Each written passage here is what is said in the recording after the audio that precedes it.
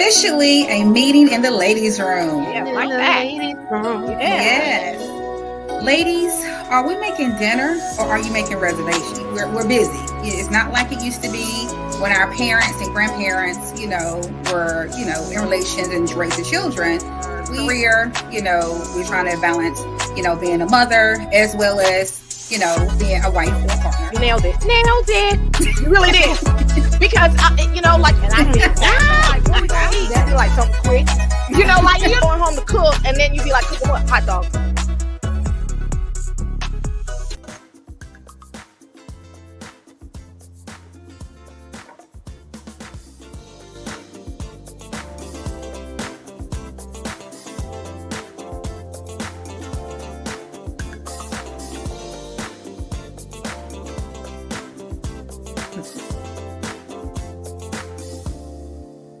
Happy Sunday. What's up? How you doing? Good, how are you? I'm good. I'm doing a little bop in the background. I gotta get my logo in the background. That's roller skate music. How you been though? I know, right? Yeah. I've been good overall. A lot going on in the world today, right? Too much. Way too much. It's getting scary out there. Yeah. Scary is a good word for it. Just was thinking about ways to stay positive and put the namaste on.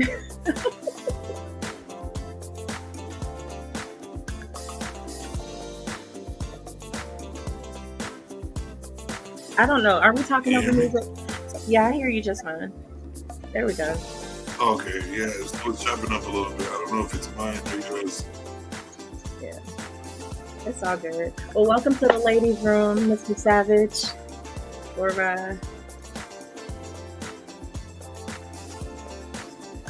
how would you like me to address you in the ladies' room?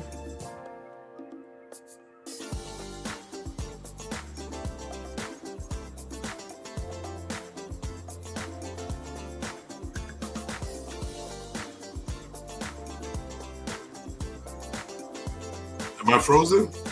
You were kind of frozen. Could you hear me? You were going in and out. I could, and you were frozen going in and out. I couldn't hear anything. I got you. Maybe it's me. I don't know. Just welcoming you to this ladies' space, and apparently our topic today is: are women looking for marriage or just fine with a relationship? However, I want to start with the foundation, the concept of the modern woman.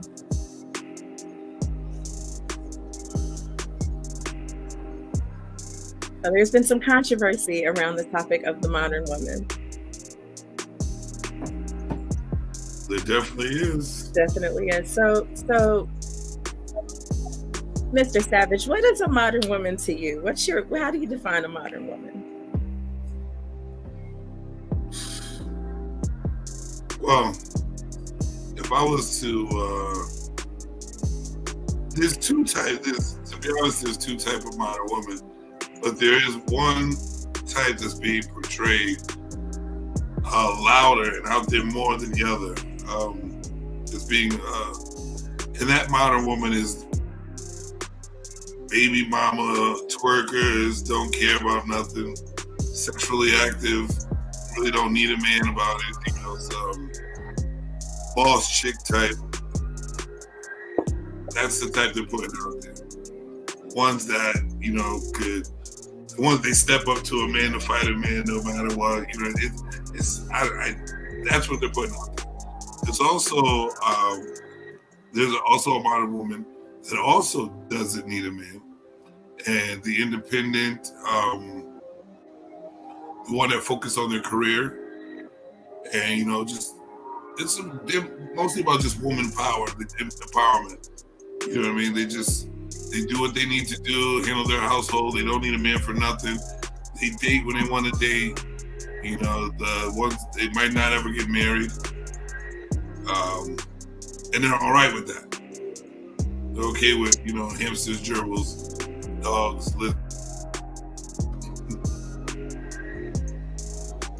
Did you hear me? Yes. You threw me off with the hamsters and the gerbils, but I've heard several definitions, and they didn't seem so negative, right? So one of the definitions in consulting the Googles was, a modern woman is anyone who's living in the now, who questions, who asks, who challenges, and who stands up for her rights and for other people, right? Then there was another narrative where the characteristics include wanting to show compassion and kindness every day, or striving to be a good friend and doing their best to set a good example for others. And that, of course, is coming from the UK, right? So there are different narratives for different regions, right? So I kind of wanted to talk to a manly man about the positives and negatives about this modern woman narrative. It seems in some ways it could be a good thing, and in some ways it could be detrimental to our structure, right? Which would certainly affect marriage and relationships.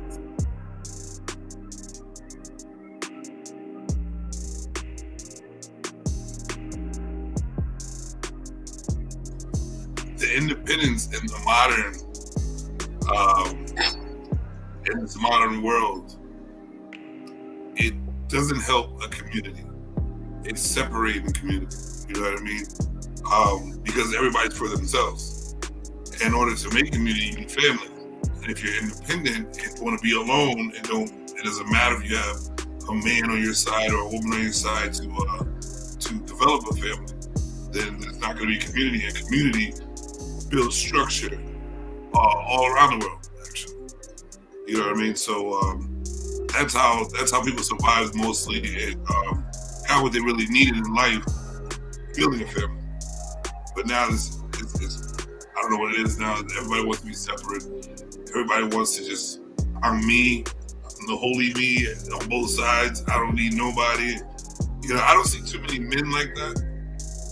But because men do, but they feel like, what's the point if I'm gonna be miserable in my life, or if someone's just gonna try to make me miserable all my life for no reason? Why should it? Because men we don't want to be combative. We don't want to argue. We hate that shit. You know what I mean? We just a smooth sailing. You know what I mean? That's just what it is. That's understandable. You made a statement earlier. You said strong community is the foundation for a nation, right? And I do agree with that. I actually echo that statement. I'm just thinking about, from my perspective, the opposite of independent is codependent. And I could see a lot of negative narratives behind codependency as well. So how do we find the balance so that our relationships are strong and solid, and that we are capable individually, but are also able to support each other? Well, with the codependency, it goes both ways as long as both are playing their part in the relationship. You know what I mean? But a lot of people see codependency as like, oh, I'm less than, like, I am going to put it weird, it's mostly pointing to when it comes to like a woman hearing the word submissive. They take it in a whole different aspect, like it's slavery. What it is we both have our, I'm not going to say like it's a big thing to do as the gender role thing, but if you're in a relationship, you have to know, like, you know what I mean? There's an order and there's a structure. If everybody's doing their part, you know what I mean? And I know that a hardworking man does not want to have to fight the world and then fight his girl at home. You know what I mean? It's just like, I'd rather just fight the world. You know what I'm saying? Because that's what I have to do to survive. I don't like, it gets to the point where I don't even want to be bothered with a female, because what's the point? And where you're supposed to be my peace, my happiness, my go-to to relax, close my eyes, rest with, go over things about my day with. And if I gotta hear all this nonsense, what's the point? Like, yeah, I've been through both. It's horrible. It makes you just question what you want to do with your life. definitely understand that, like the taming of the shrew, if you will. Yeah, I get that. So I'm just curious because I'm reviewing the scripture about, wives submit to your husbands as your husband submits to God, right? And then I'm also looking at where men are ordered to love their wives. And sometimes I wonder if that submission narrative is challenged because sometimes the love is not there. I know I've heard a lot of women talk about, being a good wife and, doing their wifely duties and then just feeling like just a part of the project, but not necessarily in a loving relationship. Do you think that challenges submission from a woman? I think there's a lot of distractions out there that are making women feel more that they need a lot more attention. They make them feel more. How can I put this?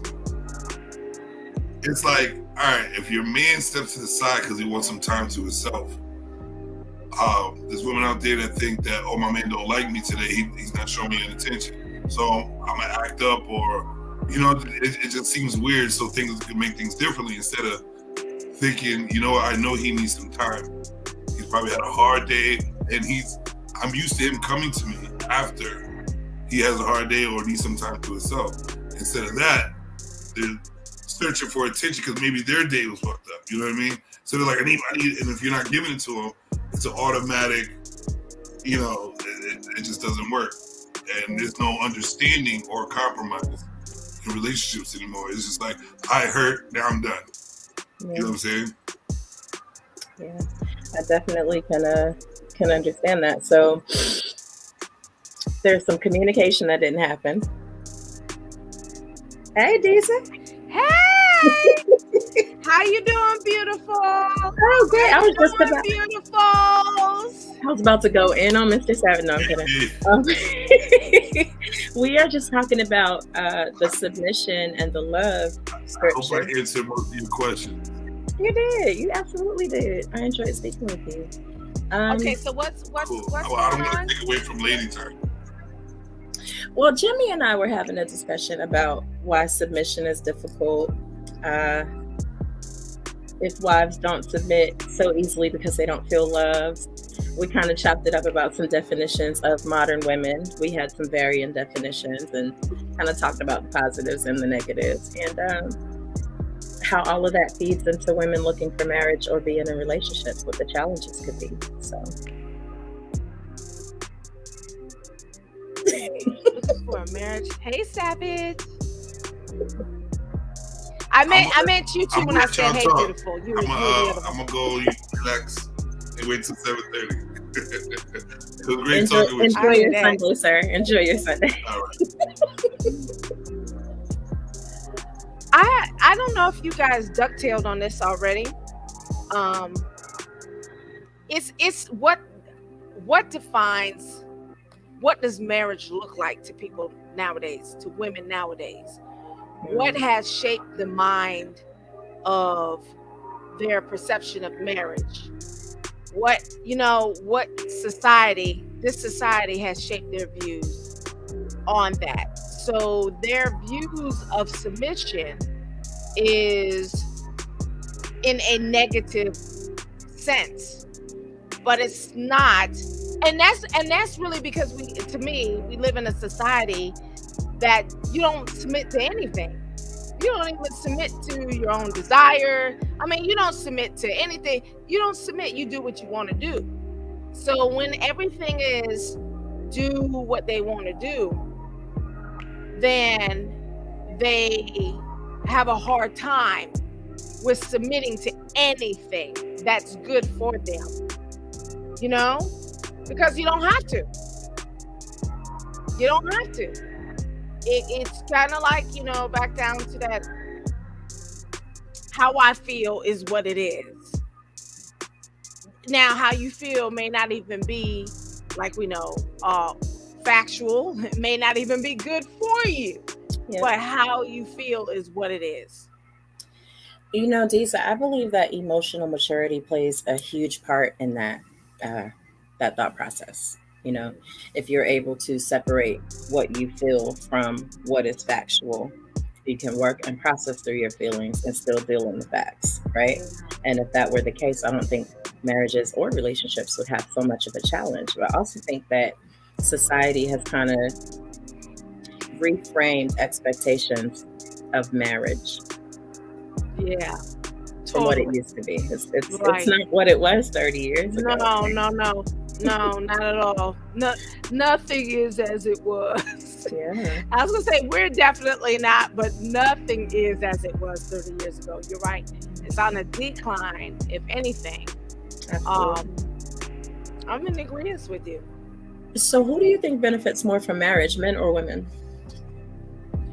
I think it should be mutual. I don't even know if I would be one to want to say that one benefits more than the other.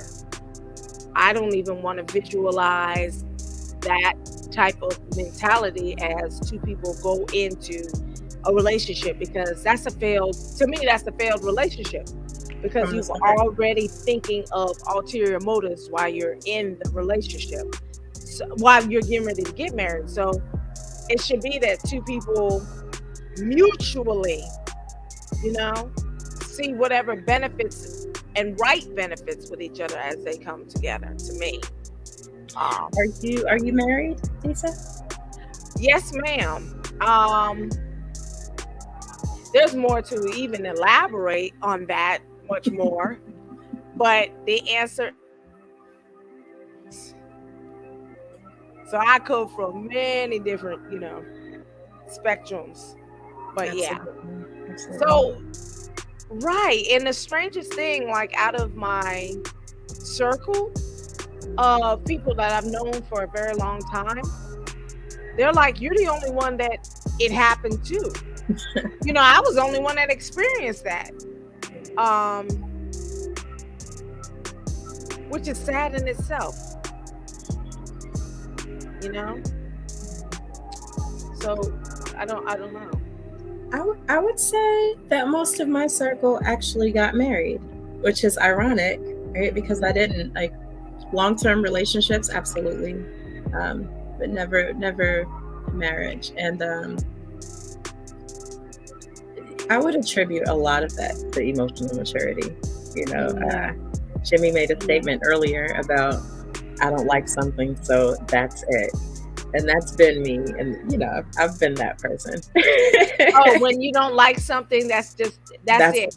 Whether it was a job, a friendship, a Yeah. relationship, okay, I'm good. And, Yeah. I'll shut all the way down. But, that has a lot to do with learning how to cope and process through and communicate and have, real discussions with people and not be afraid to hear or have the difficult conversations. I think that's really important. Right.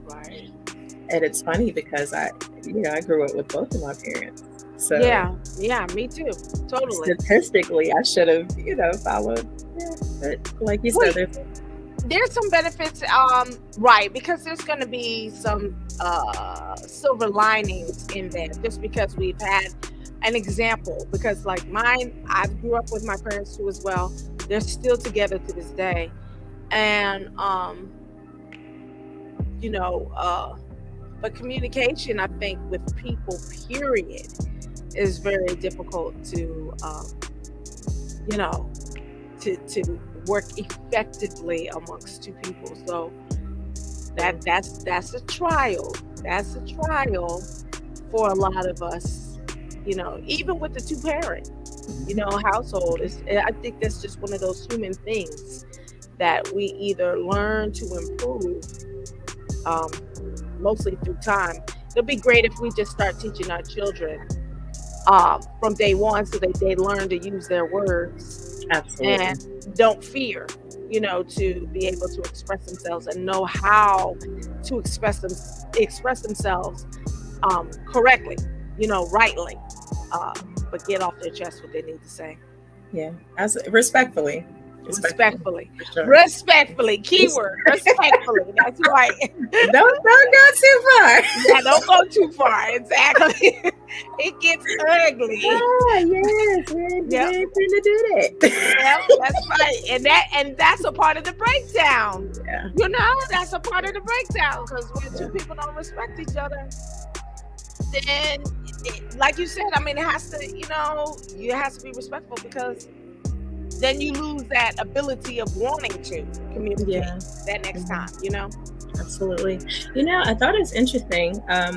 A lot of people challenge the scripture that says, wives, submit to your husbands, husbands, love your wives, because I'm not Christian. I don't believe in that. But I looked at a lot of different schools of religious thought, and there is still that same consideration for placing the husband as the head, fulfilling your duties as the wife while respecting your husband in his position. But I never took that to mean don't be intelligent. I never took that to mean don't learn how to do anything. I never took that to mean don't have your own thoughts. Right. Yeah. Never took that to mean he rules with this iron fist and that's it. That's not what that means to me. Right. But on the flip side, I have this awareness that everyone is not head material. Everyone is not suited to be the head. So then where does it start? Does it start with who you're choosing? Yeah. Yeah, totally. Yes. I think it starts with her thoughts, her thinking. And of course his thinking too as well, For sure. Because your thinking is is the basis of what you're gonna choose in the first place, right? So how you think is what you're going to apply your thought. So then that's a funny thing, because then we have to learn the power of the mind. We have to learn the power of our thinking. We have to take accountability for our thinking. And I think the sooner we get to that, then, the choices can become better once we're really willing to analyze ourselves. Most definitely. That's how I feel. Because we choose poorly because we think poorly. Our decisions are poor decisions that we make,